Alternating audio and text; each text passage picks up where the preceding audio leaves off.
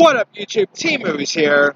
Now, here is my fifth half of my top 100 anticipated movies of 2020. Now, of course, I did I've been doing top 100, my top 100 anticipated movies of next year, but I'm not gonna do I'm definitely not gonna be making like a whole list where I'm just talking about every all the movies and just one list, separating down. So now this time around, I'm going from 60 to 51. So with that being said, here's my fifth half of my top 100 anticipated movies of 2020. All right, coming in at number 60, it is a film called Run. Now, Run is a Lionsgate. It's being released by Lionsgate, and here's what it's about. Raised in total isolation by her mother, a teen girl's life begins to unravel as she discovers her mother's sinister secret in this captivating thriller, which will be directed by Anesh Kagyarati, who also directed that really amazing movie Searching last year, and that had John Cho in it. Run kind of sounds really intriguing. I mean, Sarah Paulson is, from American Horror Story, American Crime Story. Sarah Paulson is such a great actress. This literally, I'm not really 100% sure if this is still a horror film. I think it's just more like a thriller-based film. But sign me up. It could be something pretty intriguing. Alright. Coming in at number 59, it's a Disney film, and that is Raya and the Last Dragon. Now, here's what this film's about. In it is a realm known as Lumandra, a reimagined Earth inhabited by ancient civilization, and a warrior named Raya is determined to find the last dragon. So maybe it's like Disney's How to Train Your Dragon. That's what I'm getting at. But I mean, Raya and the Last Dragon kind of sounds intriguing. Like, they did show a couple of previews at D23, which obviously I didn't go to D23, but I heard some interesting, cool stuff at the preview they showed. This also features the voice of Awkwafina, so there's that. And of course, every Thanksgiving, there's always some sort of Disney film getting released, whether it's Frozen 2, Frozen, Wreck-It Ralph, or whatever. And Raya and the Last Dragon sounds kind of intriguing. I'm kind of interested in this, and it's really cool to see Disney going very diverse with lots of their films. And Raya and the Last Dragon could be something pretty cool to watch. Alright, coming in at number 58, it's a film called Calgener. Now, this movie is being directed by Miranda July, who hasn't really directed a film since 2005's Me, You, and Everyone We Know. And this film stars Evan Rachel Wood, Gina Rodriguez, Richard Jenkins, Divine Joy Randolph, who was really great in that Dolomite Is My Name. And this also has Deborah Winger in it. Now, here's what this film's about. A woman's life is turned upside down when her criminal parents invite an outsider to join them on a major heist they're planning. So, it's a heist, so yeah, I'm kind of a sucker for heist movies. You got Evan Rachel Wood in this. Gina Rodriguez is always great. This film's supposed to be released by Annapurna, but I'm not really sure if that's still the case.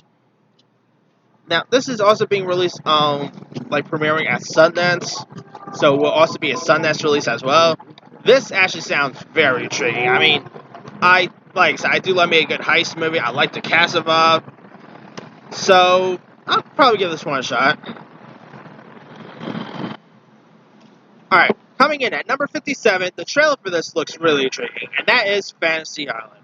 Now, this is, of course, like a big screen remake of the classic TV show, and this is more like a horror take on the show. And it stars Micah Pena as Mr. Warwick, who makes the secret dreams of his lucky guesses come true at a luxurious but remote tropical resort. But then the fantasies ends up turning into a nightmare where the guesses have to solve the island's mystery in order to escape with their lives. You got the aforementioned Micah Pena, Lucy Hale's in this, Austin Stowell, Jimmy Yo Yang, Michael Rooker. You got Maggie Q. I mean, this movie could easily be terrible because, I mean, the director's last movie was Truth or Dare, so I'm not have that high hopes for this. But that trailer that got released looked really cool, looked creepy. You know, I like Michael Pena, so sign me up. I think this could be pretty interesting. I mean, it could easily end up being terrible, but I'm kind of intrigued by it. Alright, coming in at number 56. Now, the trailers for this have looked pretty good, and that is Doolittle. Now this is actually more of like a remake of the more of a retelling of the Rex Harrison one more than the Eddie Murphy one. Because if you guys don't know, there is already a Doctor Dolittle remake, and that one had Eddie Murphy in it. But this time around, it has Murphy's Bowfinger co-star Robert Downey Jr. So kind of funny how that in Bowfinger there's two Doctor Dolittles in that. Anyway, and Doctor Dolittle features a voice of lots of interesting, cast of characters. I mean, you got the voice talents includes the likes of Camille Nanjiani, John Cena's in there, Tom Holland, Emma Thompson, some really interesting cast members. The visuals in this look stunning. It looks funny. It looks really entertaining. So I'm definitely really intrigued by this Dolittle film. Alright, coming in at number 55, it is the Guillermo del Toro produced horror film Antlers. Antlers literally looks really cool. I mean, in Antlers, it's about a mysterious creature escapes from its confines to wreak a bloody havoc on a small origin town. This thing looks really creepy. You know, it's directed by Scott Cooper, who also gave us stuff like Black Mass, Crazy Heart. I mean, he's more known for like for crime-based dramas and regular dramas. So this is like his first actual horror film. And you got Kerry Russell, who was just seen in Rise of Skywalker. She's in this. Yeah, I think this looks really creepy. It looks like he's gonna be pretty bloody. You also got Jesse Plemons in there, so that's always a given. Yeah, I'm really intrigued by Antlers. Alright, coming in at number 54, it is The Gentleman. Now, this stars Matthew McConaughey, who plays Mickey Pearson, who's this American expert who becomes rich by building a marijuana empire in London. But when word gets out that he's looking to cash out the business, it soon triggers a array of plots and schemes from those who wants his fortune. And this is directed by Guy Ritchie, who's coming off of the success of Aladdin. You also got Colin Farrell, Hugh Grant's in this, Henry Golding, and it's Guy Ritchie really coming back to the crime world. And I mean, this literally feels like his other stuff, like Lock, Stock, and Two Smoking Barrels, Snatch, Rock and Roll. Nice to see Guy Ritchie coming back to this type of genre because he does his stuff really well. Now I like Aladdin, but it's nice to see him come back to his old routine. And The Gentleman looks really intriguing. It looks fun, it looks funny, entertaining, great cast, so definitely cannot wait for this. And it also premiered, like, there was actually people who saw this movie a little early, and lots of people are kind of praising it, so... And the new trailer just dropped, I think it was yesterday or the day before. The Gentleman looks amazing, so I cannot wait to see this. Alright, also, coming in at number 53 is The Kingsman. Now, despite, Taron Egerton and some of the other cast not returning, I'm still intrigued by The Kingsman. It's more of a prequel of sorts, and this has a great cast. Like, you've got Harris Dixon in this, you've got Stanley Tucci, Ralph Fiennes,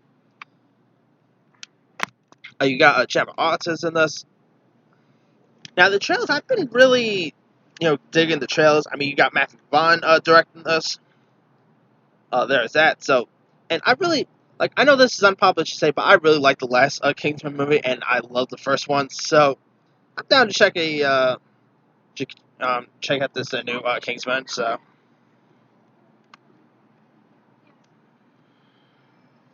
alright, coming in at number 52, it is The Witches, based on the book by Roald Dahl, or as Honest Trailer calls him, Creepy Dr. Seuss. And it's about the story on that, Now, of course, this is also a remake of a 1990s film with Anjelica Houston, and it tells the story of this 7-year-old boy who has a run-in with some real-life witches and all. And this thing has some interesting cast members. Like, you got Anne Hathaway, Chris Rock, you've got Octavia Spencer, the aforementioned Stanley Tucci is in this. The Witches really sounds interesting. I mean, it's also directed by Robert Zemeckis, so there's that. Who does love Zemeckis? I mean, Back to the Future, Forrest Gump. Also, he does really need a hit because his last couple movies did not fare so well, like Welcome to Marwen, Allied.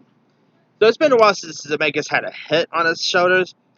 Maybe The Witches could be it. Who knows? But yeah, I think The Witches really sounds cool. So sign me up for that one. All right, coming in at number 51, it is Next Go Wins. Now, this is directed by Taika Waititi, who just put out that amazing movie Jojo Rabbit, and it tells the story of these American Samoa soccer team who suffered the worst loss in the World Cup history, losing to Australia 3-0 in 2001, and with the 2014 World Cup approaching, the team recruits a down-on-his-luck Maverick coach, played by Micah Fassbender, to help turn their fate around. Now, I haven't really been excited for Micah Fassbender film because with stuff like Assassin's Creed, Snowman, Fassbender has not had the best luck. But this movie is being directed by Taika Waititi, who just put out that amazing, incredible film, Jojo Rabbit.